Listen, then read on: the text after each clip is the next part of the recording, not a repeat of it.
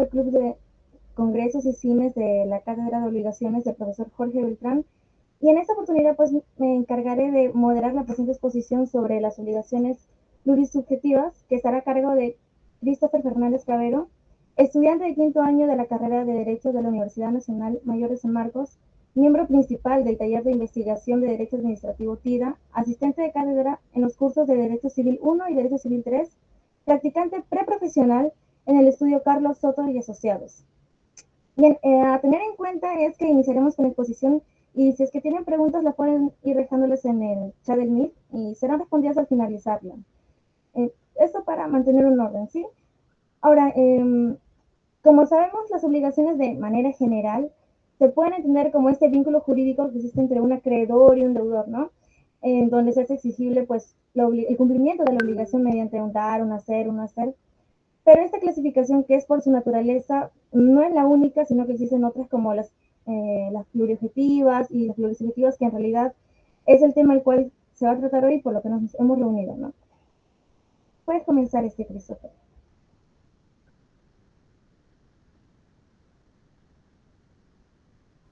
¿Se me escucha y se me ve? Disculpen.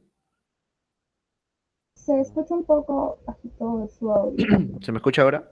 Es que no Sí, sé. ahora sí se Ya, escucha. listo. La cámara se ve, no sé. Sí, sí se logra visualizar. Ya, listo, perfecto. Solamente una corrección. Mi apellido es Rosales Fernández Cavero. Rosales es apellido paterno y Fernández Cavero es compuesto y es mi apellido materno. Bueno, muchas gracias por la presentación, Kiara, y gracias en general por la invitación.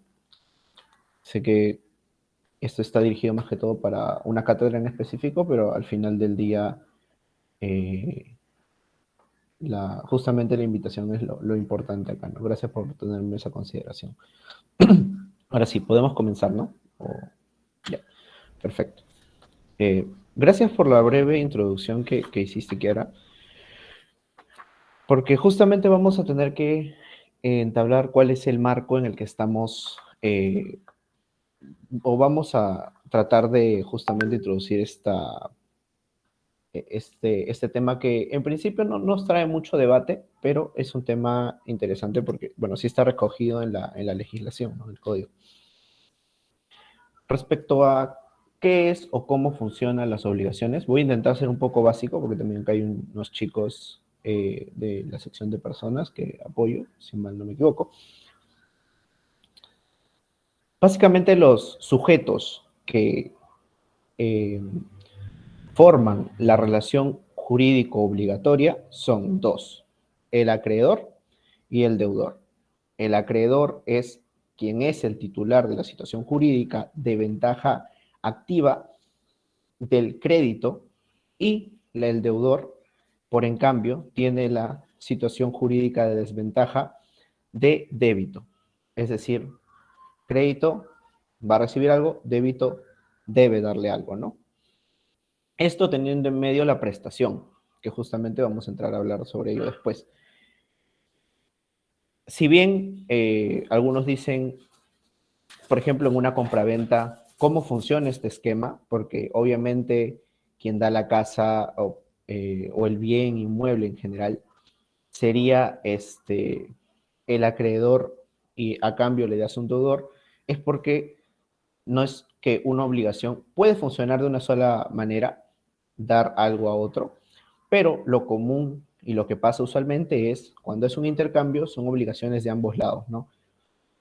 Uno está obligado a dar el inmueble, el otro a recibirlo, y por en cambio, este otro sujeto se vuelve el sujeto acreedor, eh, quien en un momento era el deudor, el que tenía que dar el bien, se vuelve acreedor porque el otro sujeto tiene que darle una cifra de dinero, lo que se conoce como la obligación de dar suma de dinero, ¿no?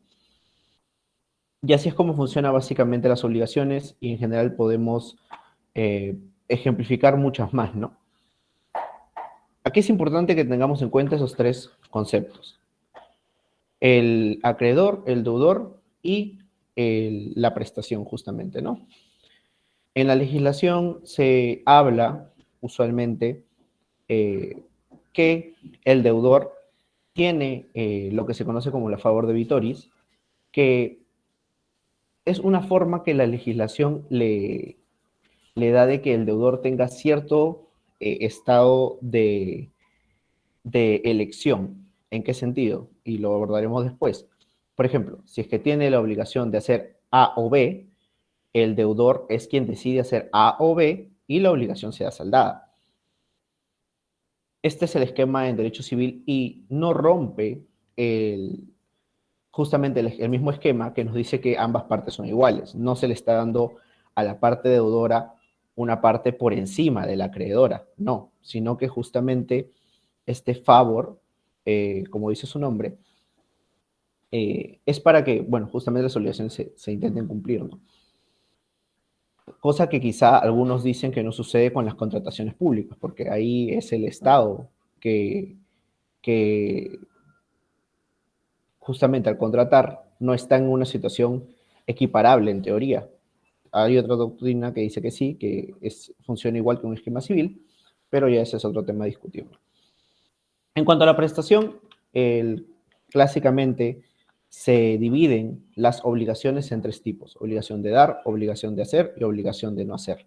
Porque la obligación es básicamente una conducta, sea de dar algo, conducta de hacer algo o de abstenerse de hacer algo. En cuanto a las obligaciones que tienen que ver con las prestaciones de dar, el ejemplo quizá clásico es el de dar un bien inmueble. Y aquí también se encuentra incluida una subcategoría que es la de dar suma de dinero, ¿no? En las obligaciones de hacer son aquellas que, si bien puede tenerse presente el que se dé una cosa, un bien, no es lo principal. Ejemplo, te contratan para que construyas, no sé, una mesa. En este sentido, lo importante aquí, lo que impera es el que construyas la mesa. Obviamente tienes que dársela, pero el acto jurídico que importa acá es el que hayas hecho la mesa. Y en las obligaciones o prestaciones de no hacer o prestaciones negativas, son las que básicamente se obliga a que el comportamiento sea no hacer algo. Ejemplo, firmas un contrato y es con una empresa, no sé, telefónica, y por tu cargo de confianza y todo ello, se te prohíbe, estás como unas obligaciones, así renuncies, que no puedes estar o ingresar en un lapso de tiempo a otra empresa referida al mismo rubro, ¿no? Como es Claro y todo ello. Esto justamente para intentar preservar el tema de la información, o también el deber de información que tienen también los abogados, ¿no? Nosotros no podemos, bueno, cuando ya veamos casos propiamente cada uno, no podemos ir a diestra y siniestra hablando de los casos que vemos, justamente porque nuestra obligación es el proteger la información, ¿no? Hasta ahí. Bueno, como me dijo Joseph, las preguntas van a ser al final, ¿no? Siempre tengo la costumbre de preguntar si es que todo queda claro, pero igual pongan si es que sí queda claro, porque la cosa no es que solamente yo me entienda, sino ustedes también. Ahora, entrando ya más al tema que nos concierne, las obligaciones se pueden entender simples o complejas. ¿En qué sentido simples o complejas? Esto también está dividido en dos partes, porque una cosa es decir que la obligación es simple, o sea, el esquema base, acreedor, prestación, deudor. O es compleja, no porque la prestación propiamente, o sea, el objeto de la prestación sea algo difícil de hacer o de dar, sino se vuelve compleja la prestación cuando existen varias obligaciones que cumplir y usualmente se encasillan en tres tipos, ¿no? Las alternativas, las facultativas, pero las que nos atañen en el tema de debate hoy día es las obligaciones subjetivamente complejas. ¿Por qué? Porque si bien, y por eso hice todo el esquema base, lo usual es un acreedor, una prestación, o la prestación en general hablando, para no individualizar, y el deudor, ciertamente, a ver chicos, un ratito.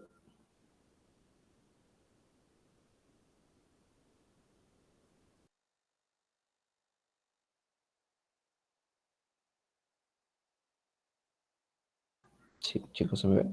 Creo que tengo un problema con la cámara. Tuve que un temita. Ya, entonces, lo usual es un acreedor, la prestación y un deudor. Sin embargo, como su nombre lo dice, las obligaciones subjetivamente complejas se apartan de las simples porque entre uno de sus requisitos para que se constituya es que tiene que haber o pluralidad de acreedores o pluralidad de deudores.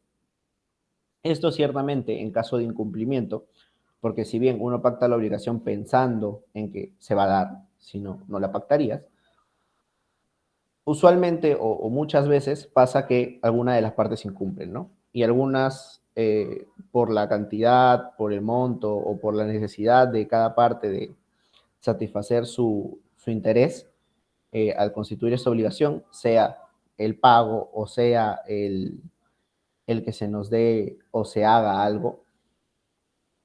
En este sentido, traen problemas judiciales y aquí es donde aparece la figura del litisconsorte, ¿no? Que no es solamente para los casos donde exista pluralidad de sujetos, sean acreedores o deudores, sino también en otras situaciones, ¿no? Pero en principio es eso. Entonces, recapitulando, cuando una relación jurídica obligatoria no solamente constituye a un sujeto acreedor y a un sujeto acreedor, sino a varios sujetos, es que se da la situación de que la obligación se haya vuelto subjetivamente compleja. Es decir, haya pluralidad, obligaciones con pluralidad de sujetos. Esta, como repito, pueden ser tanto deudores como acreedores y aquí se da la figura del codeudor o coacreedor, ¿no?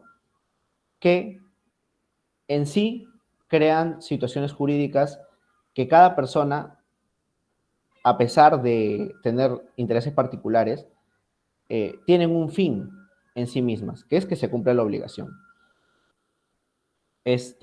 Por lo cual, dentro de cada figura, sea codeudor o coacreedor, prima el principio de organización. En otras palabras, estos comparten las ventajas y desventajas que puedan surgir. No, perdón, en un primer momento el acreedor y el deudor comparten las ventajas y las desventajas que puedan surgir, pero en el caso del codeudor y coacreedor, sí tienen un régimen diferenciado, ¿no? El segundo elemento constitutivo, porque no es solamente, entonces, si a dos personas le vendo una casa, ya, estoy en una situación subjetivamente compleja.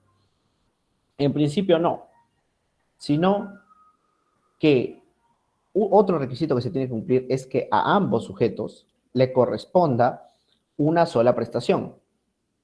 Es decir, si yo en un contrato pongo que le tengo que dar mi código civil a Kiara y en el mismo contrato pongo y además le daré a Joseph mi celular, si bien están en un solo contrato, que es fuente de las obligaciones, no podríamos hablar que estamos en una situación subjetivamente compleja, porque al final del día les voy a terminar dando objetos diferentes y si yo incumplo en dar mi código o yo incumplo en dar mi celular, no me van a demandar los dos, me va a demandar a quien yo incumplí en otorgarle el bien. Claro, si no entrego ninguno, obviamente me demandan los dos con base en el contrato. Pero en principio, tienen que estar en una sola prestación. Y tampoco me refiero a, entonces le voy a dar a dos el celular. Porque uno, o sea, tendrían que, bueno, ya dividirse el tiempo y todo ello, pero en la práctica, o sea, es poco funcional darle un celular a dos personas. por tomar el ejemplo, ¿no? Sino que ahora lo desarrollaremos un poco más. Un ejemplo para que puedan entender esto es, por ejemplo, yo contrato al grupo 5. Yo obviamente quiero que venga la persona que canta, que no me acuerdo cómo se llama, pero es un J-Pen, seguramente. Yo obviamente quiero que él cante, porque él es la voz principal. Sin embargo, él no canta todas las canciones. Tiene coristas, tiene cantantes que cantan canciones entre intervalos, tiene músicos, todo el tema de sonido y todo ello. Entonces, cuando yo contrato un grupo musical, cual sea, y yo pongo, eh, obviamente cantante, coristas y todo ello, si bien en un primer momento ustedes me dirían, claro, pero la obligación de cada uno es distinta, ¿no? Porque él toca la guitarra, él toca los timbales y etcétera, pero no, porque la obligación no es que vengas y me toques el instrumento, no es que vengas y solamente me cantes a capela. La obligación acá es que vengas y hagas un concierto o que en cierto margen de tiempo te dediques a tocar ciertas canciones, por lo cual ahí es un ejemplo de cómo justamente funciona este requisito que les estoy dando, ¿no? De que la obligación tenga que ser para todos. Y el tercera, que la obligación de la que, o sea, de donde surge la obligación sea la misma. Porque, si yo firmo un contrato con Kiara y le digo, Kiara, no sé, ayúdame a corregir unos documentos. Y de ahí le hablo a Joseph y le digo, Joseph, también un contrato distinto para que me ayudes a corregir documentos. Y le hablo bueno, a ver qué nombres veo acá. A Andrés. Le hablo a Andrés para también que me ayude a corregir documentos. En caso incumplan, si bien los tres van a hacer lo mismo, solamente la parte que incumple, o sea, con la parte que está incumpliendo, no sería, o sea, si dos incumpliesen, por ejemplo, no se dirían, ay, entonces hay que unirnos y vamos a un proceso judicial y lo demandamos a Christopher. No. Cada uno, en base a su contrato, así sean idénticos, no se podría o no se debería en cualquier caso. Cada uno va a ir por su proceso judicial y me va a demandar. Si es que son, bueno, ya hubiera otro tema de que son contratos con cláusulas generales, eso es otro debate, quizá. Pero en principio no, porque la fuente de la obligación de la cual está surgiendo la misma obligación no termina siendo la misma. Si es que no se me entendió algo, pónganlo en el chat, chicos, o quizá Kiara no se la veo con cara confundida, quizá no me está entendiendo y dice, ¿qué está hablando esto? Bueno, entonces, volviendo al tema. Hasta ahí ya tenemos el cómo funcionan o cuáles son los elementos que constituyen para que se dé esta pluralidad de sujetos, ¿no? Y en este caso, como les digo, prima la paridad de sujetos, ¿no? Y en caso no hay algún problema, por ejemplo, contrato a los tres bajo el mismo contrato y no les pago, los tres pueden demandarme en un solo proceso, porque justamente habría un litisconsorcio, ¿no? Que ustedes ya están, bueno, los de tercer año ya están llevando proceso civil 2. En teoría, acumulación lo van a ver a mediados de año, me parece. Pero es un tema que van a ver. Entonces, ahora nos vamos a ir al código, porque como digo, esto también tiene desarrollo en la legislación peruana. Y en el artículo 1172, Kiara, ¿tienes tu código a la mano? Lo haré un momentito. Ya, dale. Sí, por favor, para que me ayudes con la lectura.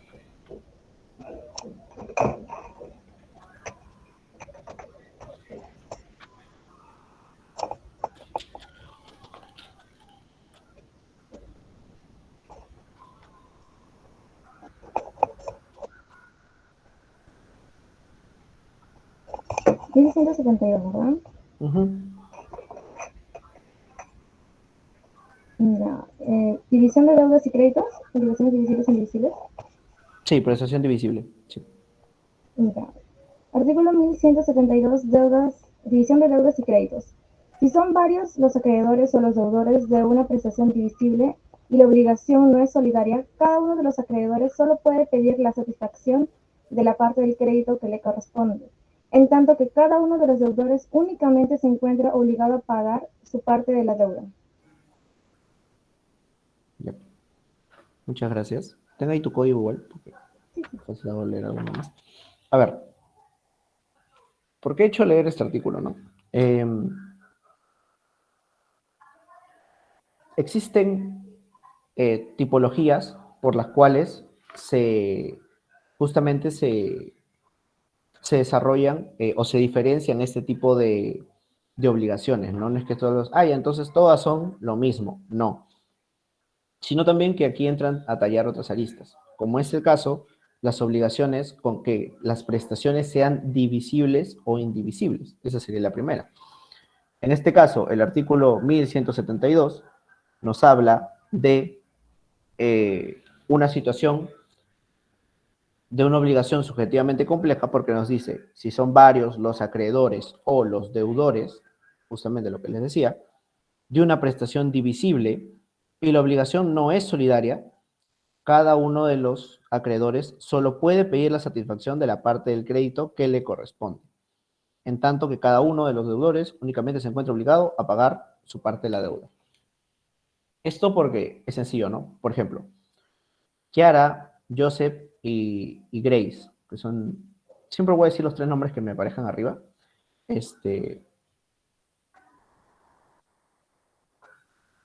Kiara, Joseph y Grace firman un contrato conmigo donde pactamos que les tengo que, no sé, no, que esto está mal. Sí, porque, o sea, iba a poner el ejemplo de dar un perrito, pero sería vender un perro, entonces justamente estamos en esto en contra de no vender, sino adoptar y todo ese tema, ¿no? A ver, otro ejemplo. Ya les voy a dar un carro, ¿no? Un carro, obviamente, uno quiere para conducirlo, no es porque quieres el motor, de ahí la llanta, no. Tú compras el carro porque lo quieres usar. Si es que, por ejemplo, pacto con los tres para darles un carro, o sea, los tres saben que les voy a dar el mismo carro a ellos, no es que estoy diciéndole por un lado, Kiara, te voy a dar tal carro, Joseph tal, el mismo carro, y Grace el mismo carro, pero eso sería un tema ya de habría de nulidad, inclusive porque estaríamos dando un bien a diferentes personas, el mismo bien, pero en este caso ambos, o bueno, los tres saben que les voy a dar el mismo bien, porque los tres quieren el mismo carro, no sé, para dividírselo, partírselo, lo que sea. En este caso, ¿por qué entro a tallar a ello? Porque lo divisible no es únicamente los sujetos. O sea, no solamente voy a dividir el sujeto, este caso, el acreedor, porque yo tendría que dar el carro, en Kiara, Joseph y Grace, sino también lo importante acá es que tengo que pensar en si la prestación es divisible o no. Porque si fuera divisible, podría en teoría dárselos a Kiara su parte, a Joseph su parte y a Grace su parte. Pero si la prestación es indivisible, como es el caso de un carro, o porque, bueno, ustedes me dirán, pero Christopher, en teoría sí puedo dividir un carro, ¿no? Lo puedo quitar de tal cosa y todo. Claro, pero uno no hace la obligación o no firma un contrato pensando en, ya me dan las partes y lo construyo. Justamente porque aquí tenemos que ver la finalidad, ¿no? Si la finalidad es usar el carro, obviamente no voy a dárselo en partes. Si la finalidad es vender refacciones, depende de qué tan legal sea, ahí es otra la obligación, ahí sí podría dividir la prestación, pero en este caso no. Entonces, en este caso, Kiara, Joseph y Grace quieren el mismo carro. Entonces, esta es una prestación obviamente indivisible, porque como repito, ¿para qué le sirve tener la llanta, el motor dividido entre los tres? En este caso, no estamos en el referido al del 1172, porque ahí establece que existen varios sujetos, pero también en caso de que sea la prestación divisible. En cambio, en el carro no es, sería indivisible. O esta indivisibilidad no solamente radica en la naturaleza del objeto, sino también puede ser decidida por las partes. ¿A qué me refiero? Si es que los tres nombres mismos que he dicho, me dicen, ya Christopher, nos vas a dar, por lo que sea que yo el trabajo que haya hecho, eh, o que ellos hayan hecho, nos vas a dar 1000 soles. No 1000 soles en partes, no 300, 300, 300, no. 1000 soles en general, no sé, lo depositas a una cuenta, que es usualmente lo que se hace. En este caso, las partes han decidido que la prestación sea indivisible. Naturalmente, o por la propia naturaleza, el dinero es divisible, es un bien que se puede dividir, inclusive se puede cambiar, porque no es que me dicen, ya yo quiero el 10 soles con el código tal, tal, tal, no, sino que ellos quieren el monto de dinero. Y en este caso, las partes han pactado que esto no sea divisible. Es decir, subjetivamente hablando, por decisión de las partes, es que esta prestación es indivisible. ¿Puedes leer el artículo 1175? Sí, 1100, claro, a ver. Sí, 1175, por favor. 1175. Artículo 1175. Obligaciones indivisibles. La obligación es indivisible cuando no resulta susceptible de división o de cumplimiento parcial por el mandato de la ley, por la naturaleza de la prestación o por el modo en que fue considerada al constituirse. Ya, perfecto. Justamente aquí entro, aquí el código entra a tallar justamente lo que he descrito, ¿no? Ahora, el 1172 nos menciona también un requisito que dice, aparte, entendiendo de que los sujetos sean distintos, nos menciona que una prestación divisible, primer requisito, y la obligación no es solidaria. Es decir, no jala responsabilidad solidaria o solidaridad entre las partes para cumplir cierto fin, ¿no? Ejemplo, y esto se aprecia más cuando es varios acreedores y un solo deudor. Por ejemplo, Kiara, Joseph y Grace tienen que pagarme una cifra de dinero porque en su momento, no sé, ¿no? Se lo presté a Kiara, le di 1000 soles, ejemplo. Pero en el contrato que hice con Kiara, pactamos que tanto Joseph como Grace son avales, es decir, actúan de manera solidaria. O sea, yo, si es que Kiara no me paga, puedo ir contra Joseph, o puedo ir contra Grace, o puedo ir contra los tres. En principio lo ideal es que vayan contra los tres, ¿no? Pero en la práctica usualmente lo que se hace es, voy con quien tiene más poder adquisitivo. Porque de nada me sirve demandar a alguien que no, salvo esta sea la persona que firmó, ¿no? Que en este caso sí sería contra Kiara. En este caso, se pactó que, o sea, los 1000 soles son divisibles, porque por ejemplo en cuotas, pero no podría decir lo que aplica el código, que es, bueno, hay que dividirnos las partes, Kiara, Joseph y Grace, justamente porque los tres son responsables de todo. No es que al momento que uno pacta solidaridad o pacta que alguien sea aval y todo eso, se cree la falsa figura de, entonces, que cada uno me pague una tercera parte, ¿no? Que Grace me pague la tercera parte, que Joseph me pague la tercera parte, que Kiara me pague la tercera parte. Lo ideal es que quien sea tu deudor te pague todo, en este caso es Kiara. Y en caso no tenga, se recurra a uno de los avales. Pero si, por ejemplo, Kiara no tiene dinero y yo sé que Joseph tiene un carro, por ejemplo, voy contra Joseph Joseph me paga todo, y bueno, si quiere, de ahí demanda a Kiara y que le pague de nuevo la repetición y todo eso. Pero en principio, no es que los tres me vayan a dar una parte de, sino yo quiero que los tres respondan por todo. En esta situación no podríamos hablar de que es justamente divisible la prestación, porque como digo, el dinero puede ser divisible, pero la obligación no lo es, la prestación como tal no lo es. Si es que no se me entendió, pongan en el chat, chicos, no me molesto. La cosa es que eso también se les queda a ustedes, ¿no? No sé si quizá el profesor Beltrán sí lo está tocando. Fácil es un tema que sí lo toca, pero no sé, yo no llevé con él. Ahora, volviendo al tema. ¿Qué me queda? Ah, ya. Las obligaciones con prestaciones mancomunadas y las prestaciones solidarias. Justamente intentando hablar a lo que ya veníamos diciendo. ¿Puedes leer, por favor, el artículo 1182? Sí, 1182. Artículo 1182. Régimen legal de obligaciones mancomunadas. Las obligaciones mancomunadas se rigen por las reglas de las obligaciones divisibles. Claro. Como mencionan, el... Ok, a ver. No, aquí no. Ya. Una obligación mancomunada,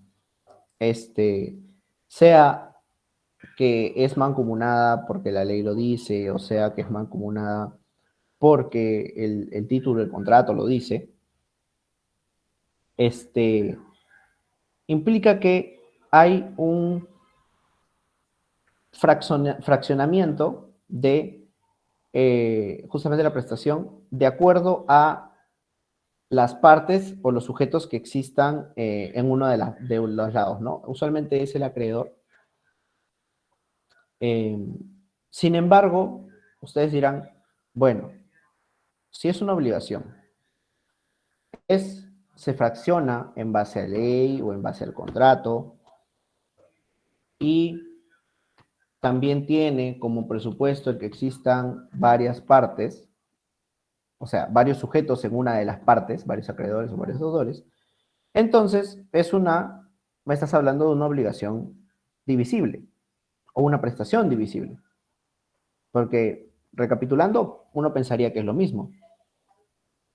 Sin embargo, aquí varía. ¿Por qué? Porque en el caso de las mancomunadas, la divisibilidad no existe porque la prestación sea divisible. Existe porque el acreedor o el deudor, la incidencia que existan varios sujetos en una de las partes, hace que que sea dividible la obligación. Por ejemplo, para que la diferencien, ¿no? Si es que, no, aunque este ejemplo creo que sería más para el otro caso. Ok, sí, mejor. ¿Puedes leer el 1192? No, 1292. Sí. Ya. Artículo 1292. Inoponibilidad de la compensación. El deudor que ha consentido que el acreedor ceda su derecho a un tercero no puede oponer a éste la compensación que hubiera podido oponer al cedente. Me cortó un poco. ¿Puedes repetirla, por favor? Claro. El deudor que ha consentido que el acreedor ceda su derecho a un tercero no puede oponer a éste la compensación que hubiera podido oponer al cedente. Claro. O esta parte, es referida a las obligaciones que son solidarias, ¿no? Como dice, el deudor que ha consentido que el acreedor sea su derecho a un tercero, no puede oponerse a este la compensación que hubiera podido oponer, perdón, no puede oponer a este la compensación que hubiera podido oponer al cedente. En este caso, esta es justamente la solidaridad activa, que es la de los acreedores, porque estás cediendo tu posición, ¿no? Sin embargo, cuando se habla de solidaridad pasiva, estamos hablando de la solidaridad que existe entre los deudores. Ahora,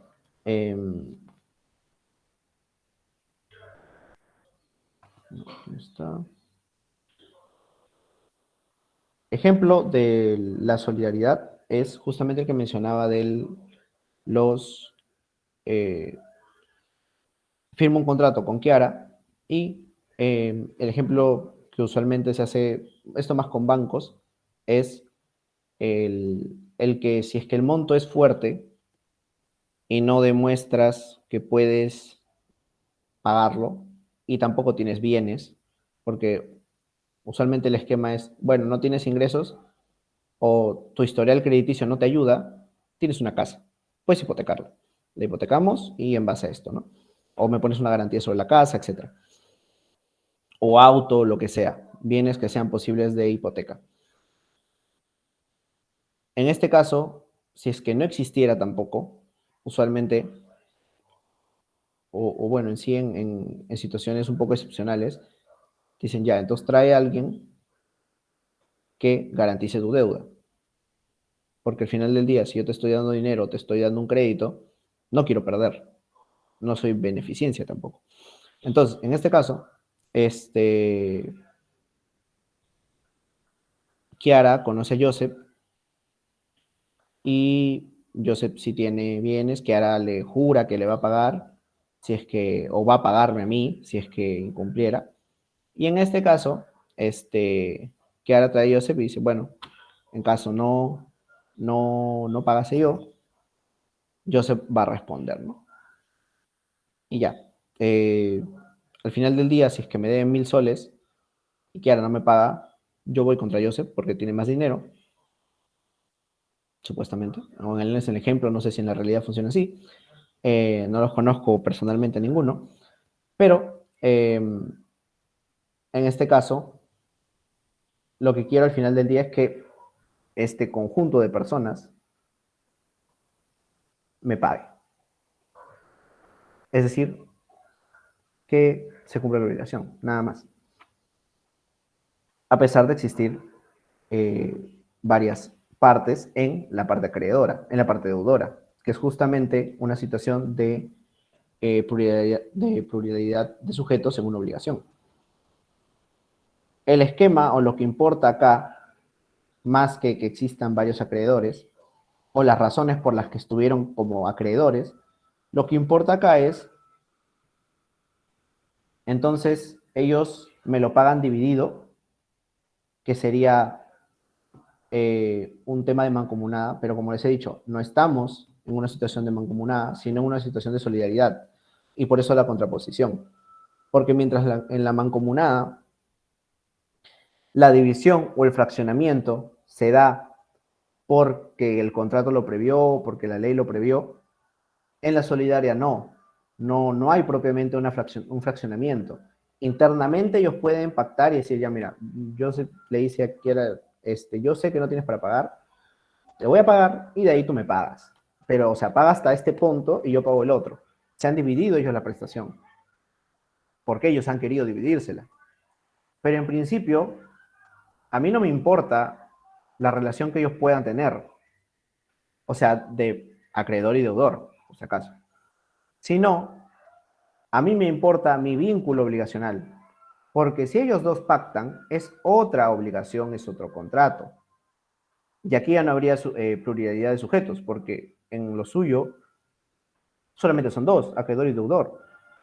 En cambio, lo que respecta conmigo, sí habría esa pluralidad de sujetos, y lo que respecta a mí, supuestamente es solidaria. ¿Se entendió o no se entendió?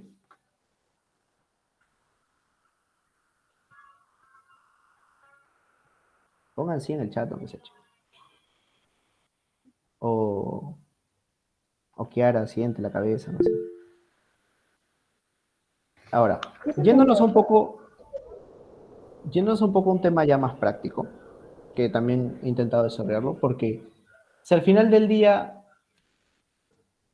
hablamos de derecho todo el día, pero no resolvemos un problema, entonces a mi juicio pierde un poco de funcionalidad, ¿no? Justamente, bueno, yo no sé qué concepto tengan sobre el derecho, si es una ciencia social, si es un principio, si es una ciencia, o qué es para ustedes, porque cada uno tiene posición que va creando en base a lo que ha leído, en base a lo que sabe, en base a lo que ha visto.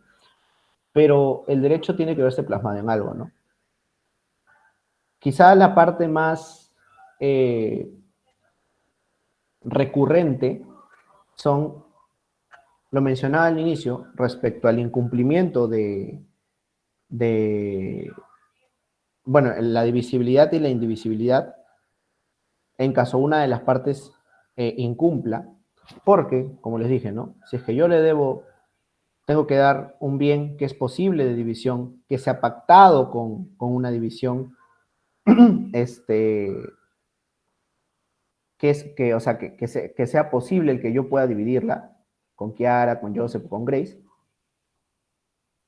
En este caso, cuando existen los incumplimientos es cuando el derecho cobra vida, porque si cumples la obligación, ahí acabó, fin de la historia. Pero si uno incumple, vas a un proceso judicial, tienes que ver quién tenía la razón, en principio ver si es que una de las partes, quién ha incumplido, y esta persona tendría que pagar.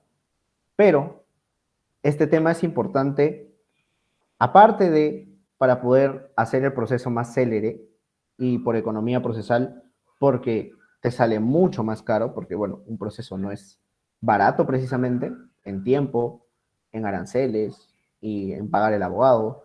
Bueno, si ustedes son los abogados, bien por ustedes, pero en principio no. Entonces, me sale mucho más económico demandar a dos personas en el mismo proceso judicial, porque bueno, en aranceles me cobrarán uno más en el arancel de notificación y ya, pero el arancel de notificación está a 4,50 soles, entonces tampoco es mucho. A demandar por un lado a Kiara y demandar por otro a Joseph, porque al final del día en ese caso no termino perdiendo más yo. Claro, los costos y costas los pueden pagar al final, pero cualquier cosa puede pasar en un proceso. Entonces, por economía procesal es importante este tema, justamente por el consorcio. Pero Christopher, este es un curso de obligaciones, es un curso sustancial, no es un curso de procesal, eso lo vamos a ver con Ariano. Ciertamente sí. Lo importante acá, o el ejemplo que más se usa, es justamente el tema de la solidaridad. ¿Por qué? Porque siempre pasa que cuando hay solidaridad, usualmente en prestaciones de dinero, porque así tú hagas algo, usualmente la contraprestación siempre es dinero, usualmente, puede ser otro tipo de contraprestación, inclusive dar un bien a cambio de otro bien, ese es otro tipo de contrato. Pero en el caso de la solidaridad, pasa mucho que Kiara me debe dinero, en el ejemplo, no me paga, y Joseph, bueno, lo va a tener que asumir, porque firmó el contrato que los tres sustentaban, ¿no? Que eran justamente las deudores en esta relación obligacional.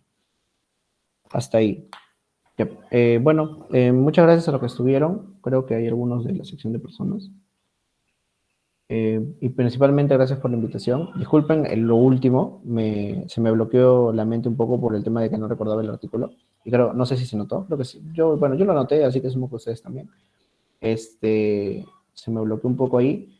Espero que, bueno, el resto de la exposición sí la hayan entendido, sí les haya gustado y que principalmente que se me haya entendido, ¿no? Porque al final del día, si es que uno habla y no se le entiende, o sea, creo que nos pasa No, mucho con profesores, en no, nuestro muchas caso. gracias por aceptar esta invitación, Christopher, y a los compañeros por asistir a la ponencia. Esperemos contar con tu presencia nuevamente a futuro en las demás ponencias que podamos realizar, ¿no? Y que esto haya sido de provecho para todos los que han podido asistir. Y sí, realmente esto sí se ha podido entender, gracias. Ha sido de verdad de manera muy dinámica, la verdad sí me ha agradado demasiado. Gracias a ti y a todos los compañeros por asistir. Gracias chicos, hasta luego, hasta una Entonces, próxima. con eso culminaríamos. Gracias a todos.